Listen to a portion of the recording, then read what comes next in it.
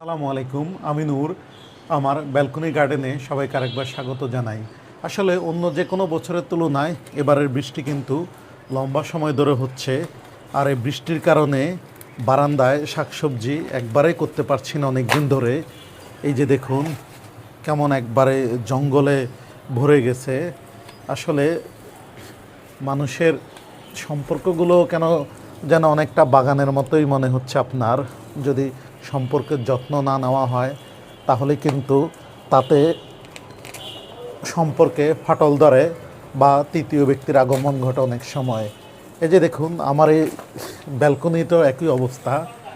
এই অনেক দিন ধরে বৃষ্টি হচ্ছে, যার কারণে আমি খুব একটা যত্ন নিতে পারিনি বাগানের।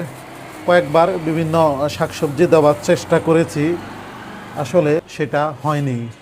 বৃষ্টির সময়টা মোটামুটি শেষের দিকে, তাই আমি বাগান পরিষ্কার করে নিচ্ছি। এই যে এই গাছটি হলো অপরাজিতা গাছ, এটি আবার নতুন করে রোপণ করব। আসলে গাছের যদি বয়স হয়ে যায় তাহলে ফুলের পরিমাণ কমে যায়। এই গাছটি অনেক দিন থেকে আছে, যার কারণে আমি তুলে নিলাম, এতে নতুন করে আবার বীজ বপন করব। তাছাড়া দেখুন এখানেও ভালোই জঙ্গল হয়ে গেছিল, আমি মোটামুটি ক্লিন করে নিচ্ছি। তো ভাবছি এখন এখানে ধনিয়ার বীজ দিব। তাছাড়া আমার কাছে রয়েছে ডাঁটা শাকের বীজ, ডাঁটার বীজ দিব। আর এই টবের কিন্তু খুব অল্প মাটি থাকে বলে খুব দ্রুতই পুষ্টিগুণ শেষ হয়ে যায়।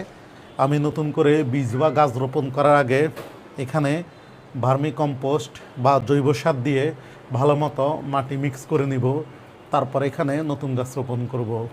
তো সপ্তাহে একদিন হলো গাছের পেছনে একটু সময় ব্যয় করুন, দেখবেন যে আপনার শরীর মন ভালো লাগছে। সবাই ভালো থাকবেন, সুস্থ থাকবেন।